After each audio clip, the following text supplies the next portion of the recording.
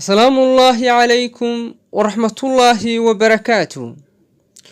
وانين دلنيرا وافada foosha xun ee sigada oo silcisay ayuu inooga sheegayaa wax ka mid ah iyo dhibaatooyin ay u gaarsiisay iyo xanuuno uu iskaga shakiyay ayuu inoo soo bandhigayaa.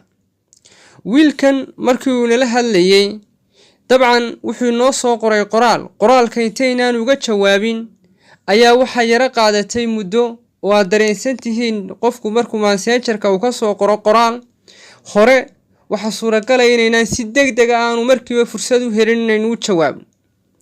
kadib waxa uu ku soo lifaaqay emotion expression photos waa kartoomada yaryar ee qofku isagoo uu ku cabiro emotionkiisa ama waxa uu markaas xaaladda uu ku jiro.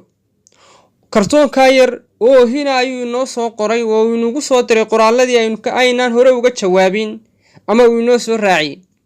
taasi waxay noqotay inay tashankeenu uu soo jeesto oo aynu aragno qofkan inuu yahay qof madluuma ama aad u murugaysan. wuxuu inaga codsaday inuu inala soo hadlo oo hadal uu inagula sheekaysto.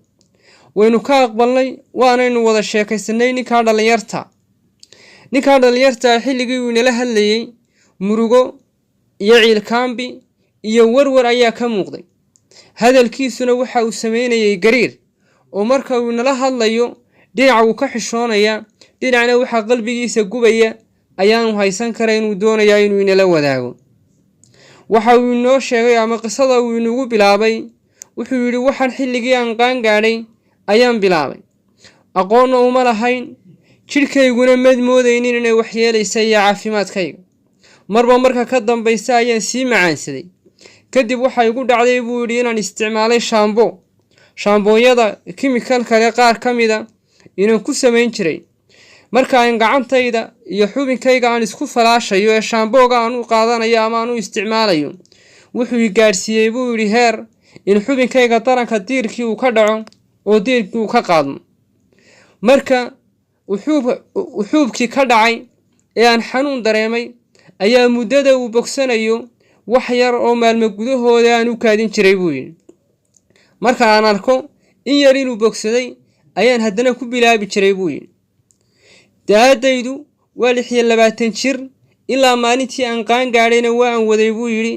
dhibteeda iyo dhibaatadeedu aad ayay igu badatay.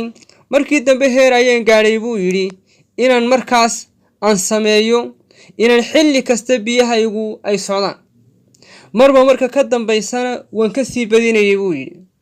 waxaan u ekaaday buu yidhi qof madow oo muuqaalkaygii baa doorsoomay. waxaana noqday buu yidhi qof bila awooda oo tamartaydii ayaa tagtay. waxaan u ekaaday buu yidhi in qof sidii aan maqana jooga. waxaan ka dhacay nolosha waxaanan baabi'iyey gebi ahaanba mustaqbalkaygii oo waxay si toosa iskaga hortaagtay la tartanka facayga iyo nolosha horumarkeedii iyo inaan iskuulaadkaygii aan tago iyo wixii oo dhanba iga xidhay buu yidhi. dadku qof kastoo ay yaqaanay waddada ayuu iga baydhaa sida uu sheegay. waxaanan iminka ku jiraa buu yidhi xaalad aad u xanuun badan. wuxuu yidhi xanuunada aan iskaga shakisanay waxaa ka mid a buu yidhi iminka xubinkayga taranku ima bogsado oo xataa caabuqii ama diirkii ka dhacay ma bogsanaya buu yidhi.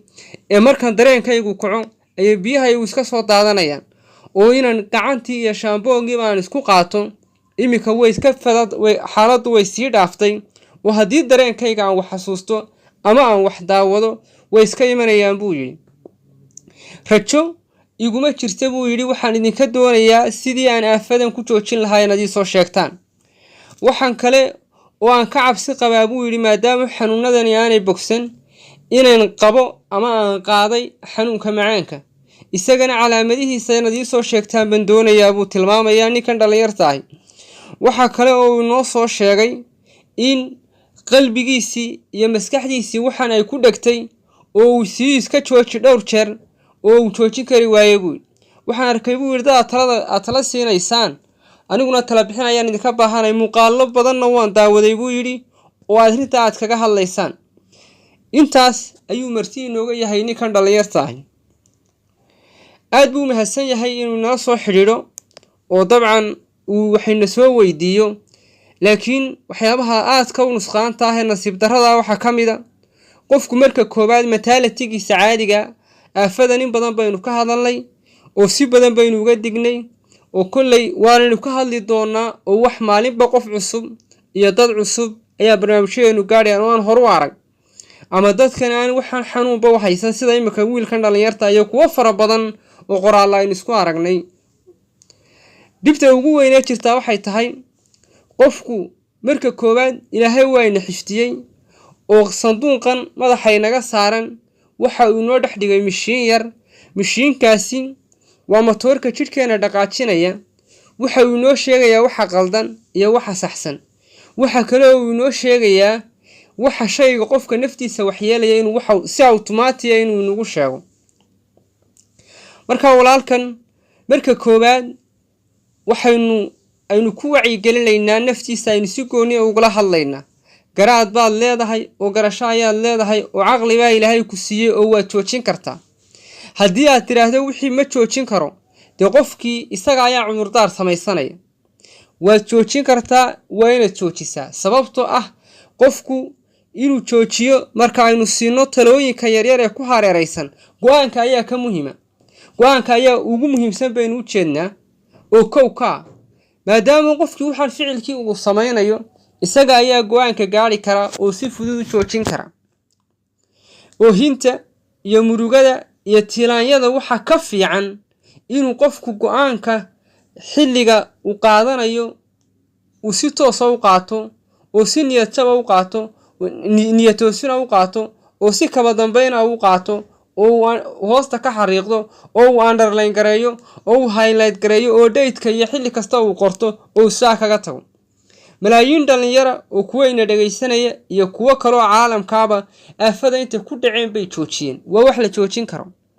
haddaba markaad joojinayso waxa kow ka alla ka cabsi. waxani waa xanuun weyn oo qofka ku dhaca, laakiin waana dembi weyn oo waa dunuub. alla ka cabsi iyo cibaado iyo camal suuban ayaa waxa uu yahay go-aankaaga haddii saddexdaas ay ku lamaanaadaan. waa cibaado iyo camal suuban iyo alla ka cabsi. haddii intaasi ay isku kaan qabtaan, iyada ayaa waxay kaa reebayaan xumaanta. qodobka labaad, tukashada salaada iyo xidhiidhinteeda ayaa iyaduna waxay tahay inay faaxishka ay kaa reebto. salaadu qofka xumaanta oo dhan bay ka reebtaa. oo 5 waqti haddii aad tukato iyaduna waa mid ku caawinaysa, waana dawada xanuunkan lagu dabargooyo. waxa intaa kuu raaca inaad alaamitaad samayso oo socod aad samayso oo jidhkaagu uu jimicsi galo, si jidhkaagu uu markaas waxaan isku ilowsiyo oo jidh ahaan aad u mashquulsho, maskax ahaanna inaad u mashquulsho oo waxyaabaha positive-ka ah fiican hadday noqoto waxbarasho iyo hadday noqoto horumar kaleba inaad samaysato ayaan dabcan aad kuugu talinaynaa. barnaamijyada culimadu ay kaga hadlayaan aafadan in aad u dhagaysato, dhakhaatiirta caalamka dunidu si ay uga digayaan in aad u dhagaysato. waxyaabahaasi waa kuwo ku sii caawinaya. qodobka dabcan ugu dambeeya waa shayga cidlada la yidhaahdo. cidlada, shaydaanka iyo naftu qofku haddii aanu iimaan weyn lahayn xumaan bay ku ridi karaan. aafooyinkan ama inuu wax daadaawado ama inuu cid kale u sheekeeyo ama inuu qaladaad kala galaa laga yaaba. iska ilaali cidlada. dad wanaagsan oo saalixiina oo taayibiina oo caabidiina oo fiican raadso. saaxiiba la noqo. waqtiga ku qaado. cilmigaaga guriga marka timaado jadwal kuu dejisan ha ku ahaado. intaasaynu ku soo ururaynaa. wassalaamu calaykum waraxmatullaahi wabarakaatu.